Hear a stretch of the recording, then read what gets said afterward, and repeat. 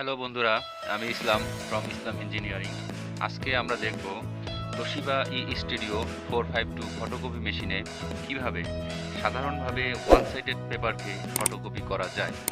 তাহলে শুরু করা যাক। সেজন্য আমরা এক সাইডে লেখা একটি পেপার নিলাম। এর এক সাইডে লেখা, অন্য সাইড সাদা।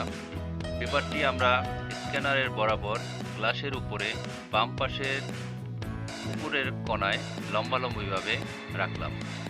এখন আমরা ডিসপ্লেতে অপশনগুলো সিলেক্ট করে নিই।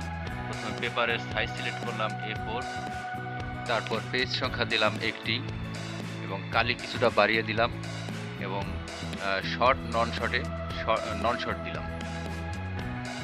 এখন ওকে বাটন প্রেস করলাম, সাথে সাথে পেপারটি কপি হয়ে গেল। হুবহু একই রকম কপি। এভাবে যে কোনো লেখা পেজকে সহজেই ফটোকপি করা যায়। ভিডিওটি দেখার জন্য সবাইকে ধন্যবাদ। যদি ভিডিওটি পছন্দ হয় তবে লাইক করবেন, শেয়ার করবেন, পারলে সাবস্ক্রাইব করবেন। সবাইকে ধন্যবাদ। আল্লাহ হাফেজ।